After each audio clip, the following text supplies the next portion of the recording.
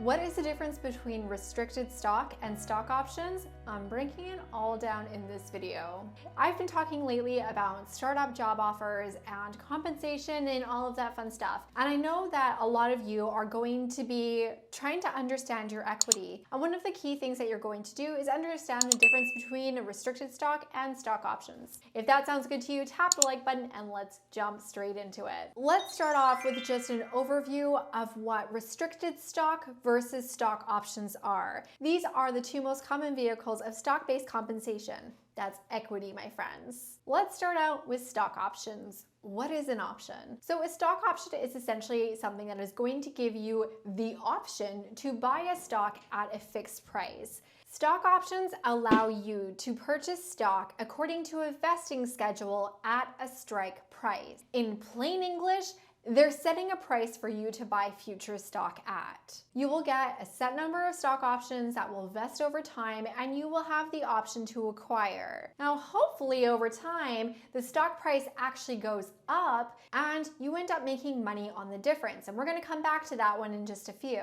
Options typically do have an expiration. There's generally going to be a window of time in which case you can exercise them, which is you can purchase them. In most cases, you have a long amount of time. What I typically see is 10 years. Now, restricted stock, there are actually two different types of restricted stock that are at play. There's the restricted stock award, the RSA, and there's the restricted stock unit, the RSU. RSUs are much more common, so I will focus on that in this video because it's going to be what most of you are really looking for. Just like a stock option, they are going to be granted on a vesting schedule. However, there's no need to pay because essentially when the RSU vests, it's yours.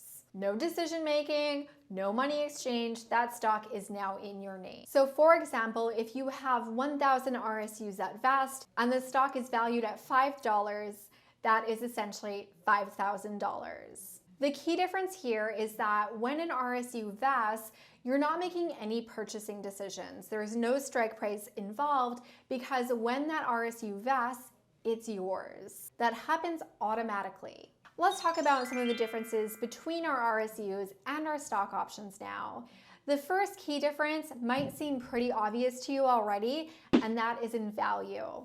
MyStockOption.com values an RSU at about 3 to 4 times that of a stock option. Remember that options have no intrinsic value because you actually have to buy them. For example, in the real world, your strike price is going to be $5, and when that stock vests, it's going to be $10, and you make $5 on each option. But if the stock is at the same price, then it's not worth anything. And if it's lower, you would pay to lose money if you exercise that option at that time. Because in most cases you have an extended period of time to exercise the option, if the price was equal or below, ideally you can hold it and eventually it's going to be worth more, at which time you would exercise the option. Essentially, the value of a stock option is in the delta between the strike price and the current value of the stock or the future cost or the future value of the stock. RSUs, on the other hand, because you are just being awarded the stock, do have some intrinsic value automatically. While it's nice when the value of the stock is higher because the RSU is automatically granted, the price can be low, it can be high, it can be in between. No matter what, you are making something off of it because your actual investment in it was zero, essentially. You know, other than your time and your labor and your effort and your intellect and all of that stuff, which is what you're being compensated for. So based on this fact alone, you might be thinking RSUs are superior. It's obvious, right? Well, not necessarily, because we need to consider the next major difference between a restricted stock unit and a stock option. And that, my friend, is taxes. Let's start by talking about taxes when it comes to RSUs. Because RSUs are going to be granted to you as they vest, they are income. It will be based on the market price when that RSU vests. It just occurred to me that I'm wearing a vest. Anyways, for the sake of example, let's say that you have 100 RSUs that vest. So they're granted to you, they're now yours. And when they vest, they are worth $5 each. That means that you have an additional $500 in income.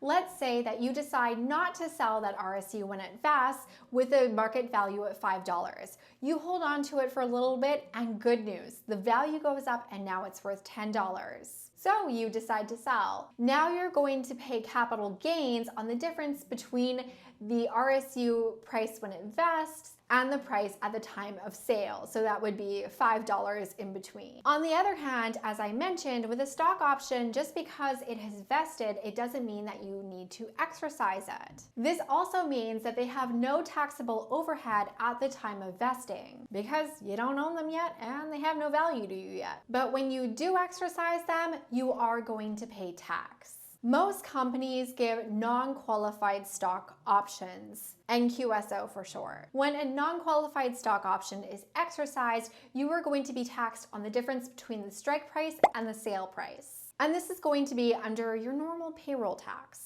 The real advantage here is that you can be strategic in terms of when you are actually exercising your options. Especially if you're trying to be strategic in terms of what stock bracket you are actually sitting in, this is actually something that can help you. Being the person who determines what this actually looks like based on the market values of the time, of course, is going to be something that helps you have more control over your taxable income. That said, some of you might have incentive stock options. And these, of course, to make it complicated, need to go and be different. Incentive stock options, or ISOs, are not subject to payroll tax. However, they are going to be subject to capital gains tax. If you currently have stock options and you're not sure where you are, you can ask someone at your company, or if you're deciding on an offer, you can ask what type of stock option there is if it's not clearly outlined in the contract. You want to make sure that you know what you're getting. The next difference that we need to talk about when we're talking about RSUs and stock options is what happens to them when you leave.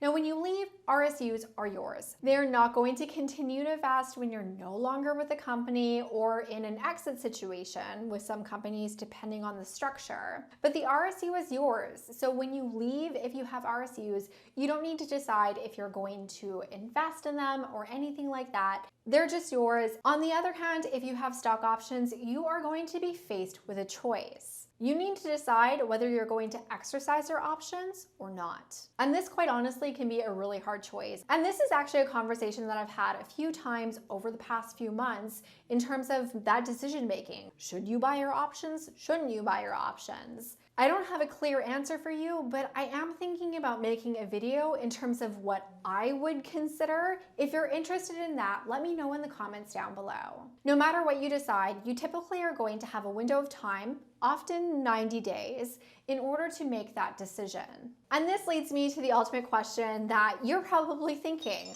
which one is better, the RSU or the stock option?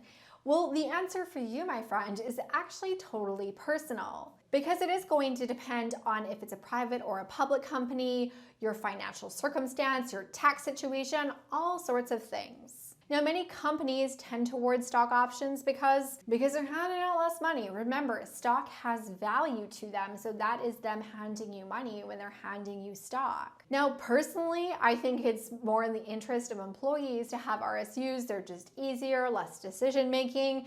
There's no should I or shouldn't I exercise kind of thing going on. Though again, this has tax implications that might not be beneficial based on your scenario. So this, my friend, is really up to you. And this leads to the ultimate question that this always leads to. Whether you have stock options or RSUs, the question you probably have is, can I negotiate my equity? And the answer, of course, in most cases is yes. Especially if you're negotiating a startup job offer. If you are at a stage where you're watching this because you do have a startup job offer or an offer for a big tech company and you need to get ready for salary negotiations, I want you to go and check out this video right now where I'm gonna walk you through the steps that you need to take to slay your negotiations. If this video was helpful, give it a thumbs up. Consider subscribing for more great content like this. And as always, my friend, thank you so much for watching. I will see you in the next video. Bye for now.